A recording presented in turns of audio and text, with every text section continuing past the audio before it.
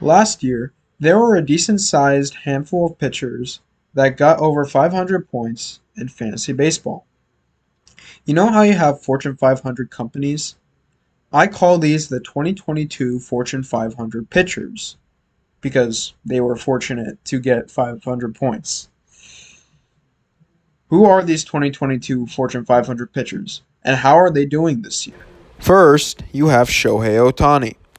I don't know how many points Ohtani the pitcher had last year. However, since ESPN combines the pitching and hitting fantasy points, we will say that he is a Fortune 500 pitcher and batter, even though he might be short of 500 in both of those categories. Anyhow, Shohei Ohtani was great in 2022. He is the best pitcher in ESPN leagues. He had the highest points per game average out of any batter, and more importantly, he had the most points out of any fantasy player. Last year, Ohtani got around 950 fantasy points, and it looks like he's going to earn a little bit more or a little bit less than 950 fantasy points this year. Ohtani had back-to-back MVP-type seasons. The guy can pitch and hit. For now, he's my favorite to win the AL MVP. However, he might not be the MVP next year because he was diagnosed with a torn ACL, and I assume that he might need a second go at Tommy John surgery. While Ohtani said that he would keep hitting, he's done pitching for the remainder of the 2023 season, and he probably won't pitch for most or all of the 2024 season either. There is a question if Shohei Ohtani will miss the entirety of the 2024 season. But for now, Ohtani's elbow is not bothered by hacking away at the baseball, so he's continuing to hit, for now. Then we have Sandy Alcantara. I don't know how to pronounce his name, Alcantara or Alcantara. I'm just going to roll with Alcantara because that's how I pronounce it. While I think that Shohei's numbers count in real life, his numbers don't count in fantasy because his numbers are inflated from hitting and pitching. So Sandy Alcantara was the number one pitcher last year. He won the AL Cy Young Award. But oh boy, maybe the high expectations got to him because he hasn't been himself this season.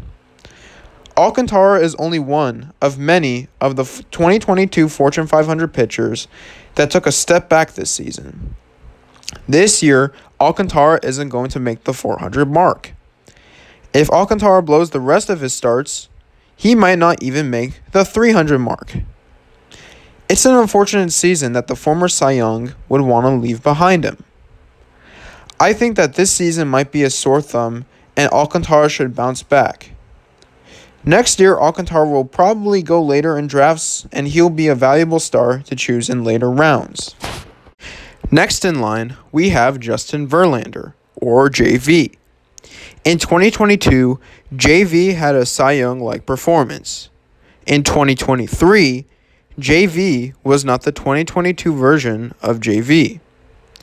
Maybe part of that is because JV joined a cursed Mets team. JV is 40 though, so age might play a part in his slowing down. Before the trade deadline ended, JV was traded to the Astros. Even though JV is doing better with the Astros, he is not the Cy Young performer that we've seen in previous years. At this rate, he might have one or two more seasons left in the tank before he starts talking about retirement. Next, we have Corbin Burnes. Coming into 2023, Burnes had 3 excellent seasons in a row. He was a Fortune 500 pitcher.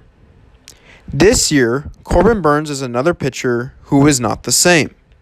Maybe it's the pitch clock, I don't know. But what I do know is that Burnes had a poor and inconsistent first half, and a better, but again, inconsistent second half.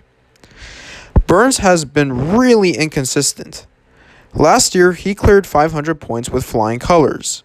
This year, I think that he's going to pass the 400 mark. However, I don't think that Burnes has enough starts left in the fantasy season to get 500 points. 400 points is solid and nothing to scoff at, but it is a disappointment to fantasy managers who drafted him in the first or second round.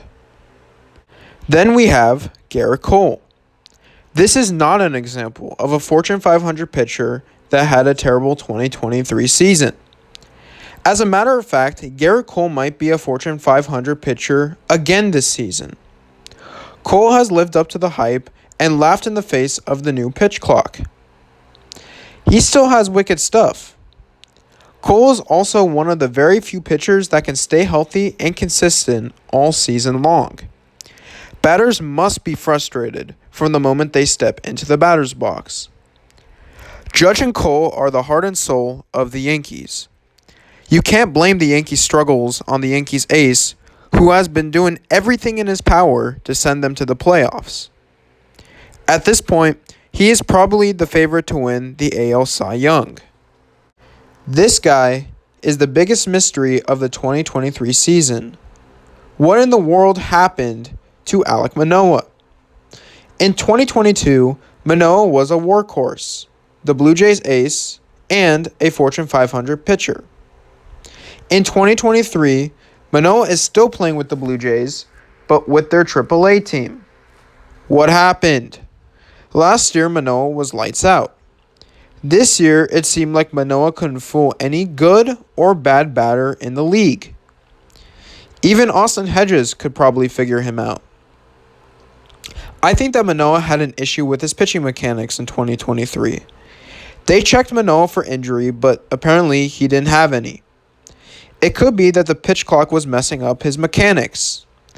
Maybe Manoah was dealing with something in real life that is negatively affecting his pitching. We can speculate what we think is the problem, but for now, we really don't know.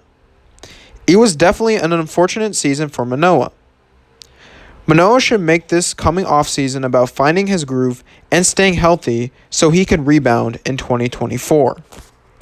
Then we have Dylan Cease, who finished second in AL Cy Young voting. Let's just say that this year Cease isn't going to be close to getting 500 points. As a matter of fact, he might not even get 300 points. Plus, he's far from finishing second in Cy Young voting again. So here we go again. Another Fortune 500 ace that had a terrible season and is not himself. Cease is having a down year. He has been better than Manoah, but he hasn't been able to really fool too many batters himself. All I can say is that Cease is better than advertised, and there has to be some reason why Cease isn't doing that great. Maybe he's injured, and we don't know about it, or maybe the pitch clock is throwing him off. Who knows? But it's not only Cease who is mightily struggling. The entire White Sox team is struggling.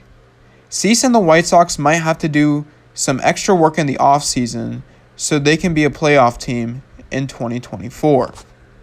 Like Garrett Cole, here is another example of a Fortune 500 ace that is still dominating in 2023.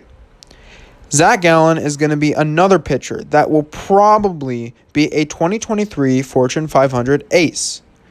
I'm saying probably because at the time I'm recording this, Zach Gallen gave up 6 earned runs and 4 home runs against the Dodgers. He had a little bit of a setback.